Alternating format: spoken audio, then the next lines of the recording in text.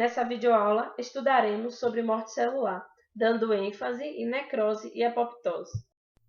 Morte celular, assassinato ou suicídio. Didaticamente, é classificado em dois processos, apoptose e necrose. A apoptose é a morte programada. A célula se suicida, provoca a própria morte. Pode ocorrer em resposta a diversos sinais ambientais e é detectado, regulado e ativado por um complexo sistema molecular. O nome morte celular programada deve-se ao fato de ser um tipo de morte organizado e orquestrado pelo próprio genoma da célula. Necrose, morte causada por alguma injúria, lesão no tecido. A célula lesionada perde a capacidade de retornar ao seu estado bioquímico, funcional e morfológico normal, causando sempre por agentes externos, sejam eles químicos ou físicos. Apoptose, função e caracterização. A principal função da apoptose é a homeostase tecidual. Ela atua na remoção da célula alterada, exercendo papel importante na manutenção da estrutura de órgãos ou tecidos. A apoptose caracteriza-se pela formação de vacúolos citoplasmáticos, encolhimento do citoplasma, diminuição do contato com células vizinhas, deixando de fazer junções celulares, fragmentação da membrana nuclear, condensação das cromátides, despolarização da membrana mitocondrial, fragmentação do DNA, alterações na simetria dos fosfolipídios de membrana plasmáticas e a não desintegração das organelas.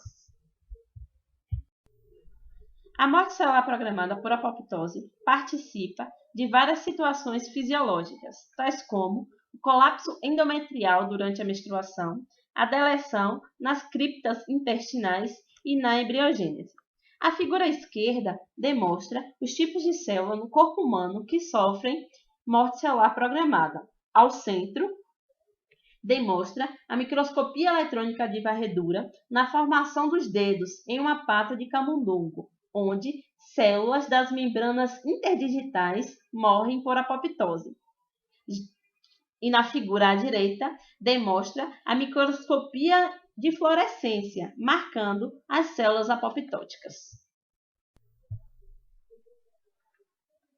Caspases é uma família de proteínas responsáveis pela apoptose, que possui o aminoácido cisteína em seu sítio ativo e apresenta a capacidade de clivar a proteína nas regiões que o aminoácido ácido aspartato. A ativação das caspases ocorre quando cada enzima é fabricada com uma proenzima inativa, que é chamada procaspases, que será ativada por clivagem, feita por outra caspase. Uma caspase ativa é composta pela subunidade maior e subunidade menor. Família da BCL2. É uma família de proteínas indutoras e repressoras de morte por apoptose, que participam ativamente da regulação da apoptose. Elas regulam a liberação do citocromo C na membrana mitocondrial interna. A BCL2 e a BCLX inibem a apoptose. Alguns membros da BCL2 são ativadores das procaspases. A BAX, a BED e a BID promovem a apoptose.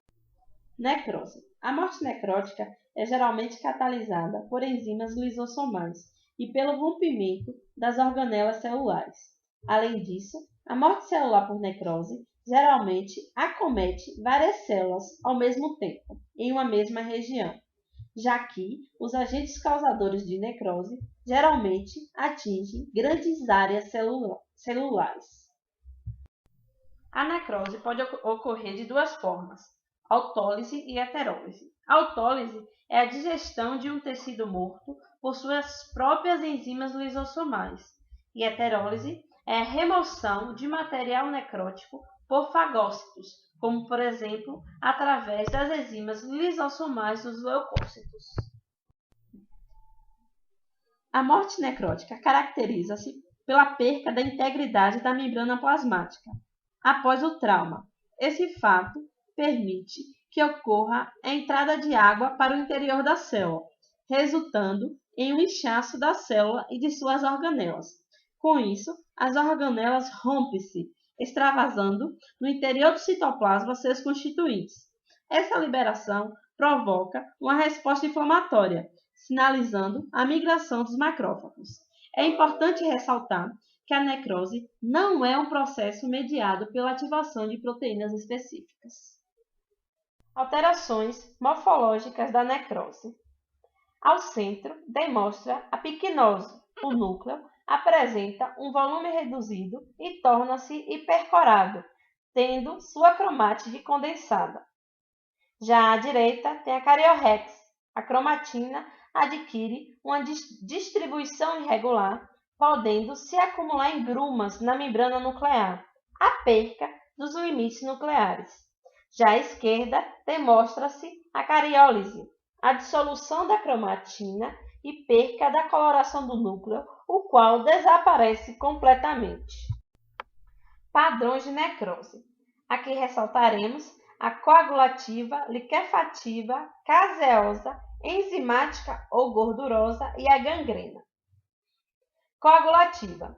Área morta aparece macroscopicamente de cor amarelada, de forma irregular ou triangular.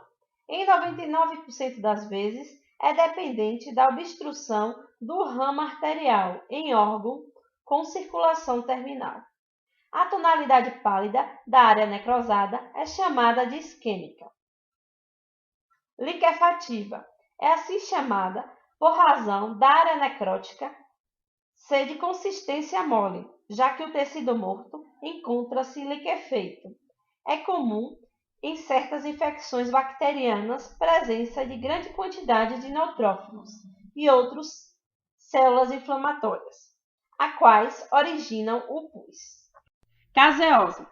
Estrutura semelhante ao queijo branco, apresenta-se como massa amorfa, composta por proteínas, esbranquiçada, sem brilho e de consistência pastosa e seca, caracterizada pela perca dos contornos celulares. Enzimáticas. Uma forma de necrose do tecido adiposo, na qual é mediada pela liberação de lipases pancreáticas. Essas enzimas quebram as membranas dos adipócitos. Os ácidos gráficos liberados combinam-se com cálcio e produzem áreas brancas, chamadas de áreas saponificadas. Gangrena pode ser provocada por isquemia e ação de micro-organismos, como, por exemplo, bactérias, levando à putrefação do tecido necrótico. A gangrena é classificada em 3 tipos: seca, úmida e gasosa.